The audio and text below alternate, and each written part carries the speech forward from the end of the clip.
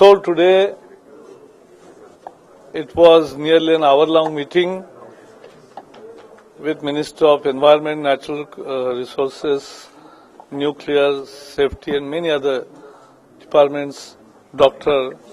Barbara Hendricks and her colleagues. There were senior bureaucrats and we have discussed. Today we had a full day busy with the workshop which is on waste management or on water reuse, recycling, resource efficiency and fighting pollution always. So the working group is already set up which will discuss specific projects tomorrow because it is in cooperation and it is dealing with 3-4 different ministries: Urban Rural Ministry, Water Resource Ministry, Environment Ministry, and so we are working in full cooperation. And I hope that today's visit of Dr. Barbara is successful because it has kick-started some initiatives and they have already started working on some active cooperation in 3 cities and some pilots and many other things will be the outcome of tomorrow's deliberations. So we welcomed her and it was a very fruitful discussion. And we hope that Germany was the country on climate change backdrop, as those my colleagues who were in Lima, they know that earlier they had an opinion that it has to be all mitigation centric. But once they were convinced and the world decided that adaptation and all other elements also will be the part of the thing, and therefore now they have decided that 50-50% funds will be for mitigation-centric activities and 50% for adaptation.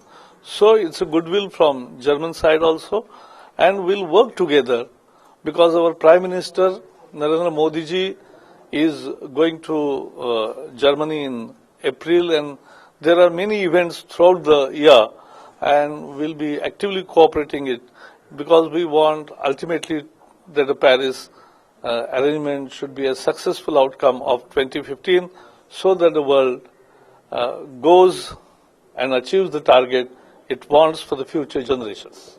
Thank you very much, my dear colleague. I'm delighted at how bilateral relations between our ministries have flourished over the past years. The second Indo-German Environmental Forum is a good basis for building on this cooperation and reinforcing the dialogue between policymakers, industry and civil society. Minister Javadekar and I have decided to set up 2 working groups, one on circular economy and one on water management. This approach has proved very effective in the Indo-German Energy Forum over the years. With Minister Naidu, we will establish another working group on urban development. Modern waste management means environmental protection, health protection, climate action, resource conservation and economic development. I am therefore delighted with Prime Minister Modi's initiative for a clean India. Germany is ready to share with India its experience in building a modern circular economy. I also very much respect the Indian government's decision to make the restoration of water bodies and more efficient use of water resources a focus of its work and the highest political level. Because of its vital role in other sectors such as agriculture, industry, energy and urban development, water has a key part to play in social and economic development. Two very important conferences, the Minister mentioned it already, lie ahead of us this year. The post-2015 summit in New York in September and the International Climate Conference in Paris in December. I am pleased that the Indian and German governments have very similar positions for the post-2015 agenda. We agree that we need sustainable development goals that address all 3 dimensions of sustainability: the economic, the ecological and social aspects equally. The UN Climate Summit in Lima laid the foundations for the negotiations on a new global climate agreement, which we want to adopt in Paris at the end of 2015. By the end of the first quarter, all countries should have submitted their intended nationally determined contributions. The EU announced its contributions back in October, sending an important political signal. And thus, I fully agree. It is the question of mitigation and of adaptation. For a country such as India, which has no per capita high pollution of CO2, the first role will play adaptation, and then the role will be mitigation. In other countries, it's another thing. It's a different. So India has to play another role, as for example China. So, but also will play its role to come to a good end, to a good solution in Paris at the end of the year. So I'm very delighted to see that. Through my ministry's International Climate Initiative, we have been cooperating with Indian partners in projects that show viable solutions for climate protection measures. For example, we have implemented waste-to-energy projects, solutions for eco-friendly air conditioning devices, and projects that promote solar energy. We are also launching a new project dealing with the resource efficiency at the forum today. So we are dealing with very practice implementations. Yes, yes, and we are working together on a good scheme. Yes. So this was very happy moment today, and we'll take this forward in the way people want it, the way future generations want all countries to act. Thank you very much. Give me a question also.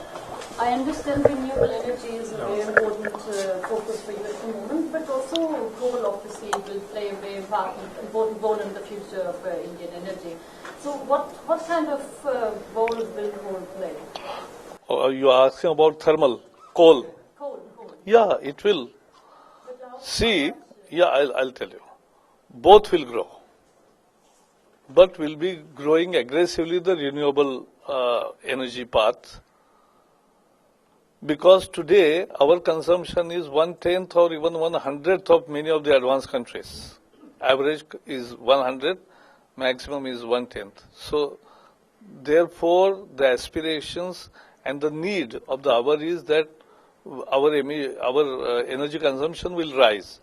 But we want to change the energy mix. So all cleaner resources are to be tapped, and even we are taking lead in organizing the countries which have the equatorial countries which have tremendous solar potential, because that creates a new market for solar also and gives us more affordable prices.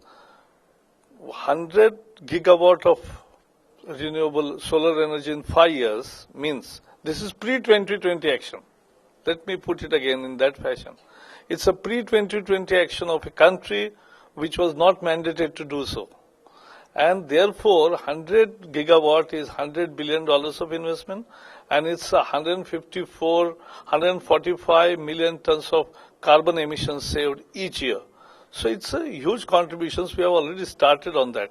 And our INDCs will be reflecting our aggressive postures on this regard for renewable targets. Yes, our coal will increase, but we are the probably only country which have put a cess or a tax on coal such used for electricity generation. It was 50 rupees per ton. Now we have doubled it for 100 rupees per ton. Already $3 billion in the kitty. Now it will be $6 billion for clean technologies available every year.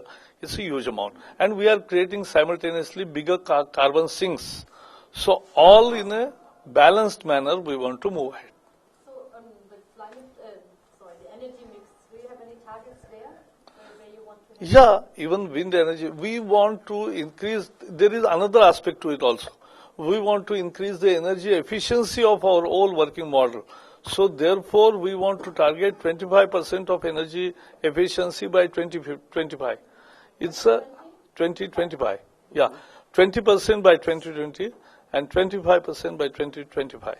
So, because we are growing also and we need to grow, poverty eradication is important, and we will walk the talk and we will take cue from the development and experiences of like Germany's rivers.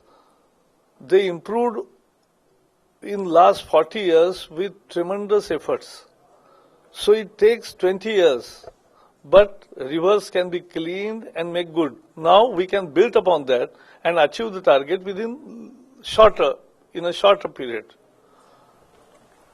Yes? Things like Bali are being taken off the safety list, which means that development, which was for a while prohibited there, is now again possible. So Yeah, the industries will it's an ongoing process, and we review because the mitigation measures which are taken, because every city has a carrying capacity, and when you have the new technologies which emit less, then your carrying capacity gets increased. And so to achieve the balance between the development and the environment protection, the best way forward is sustainable growth and model of development, and that's what we are targeting. So we'll continue to take such decisions whenever feasible and required.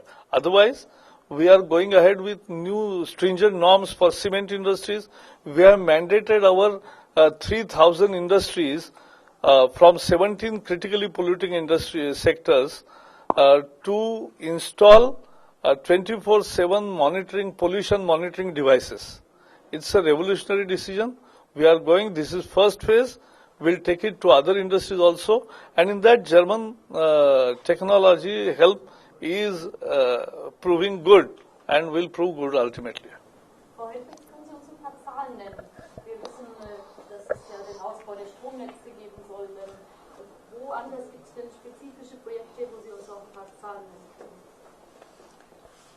Wir haben in der Tat in großem Umfang schon auch die indische Regierung unterstützt, sowohl beim Ausbau von Stromnetzen als auch natürlich in anderen Zusammenhängen im Zusammenhang mit unserer internationalen Klimainitiative. Insgesamt geben wir insbesondere durch Kredite über die Kreditanstalt für Wiederaufbau rund 800 Millionen Euro im Jahr in diesem Bereich und sind damit sicher einer der wichtigsten Donateure in diesem Zusammenhang. Ich erlaube mir, das auch nach dem Besuch von Präsident Obama noch festzustellen.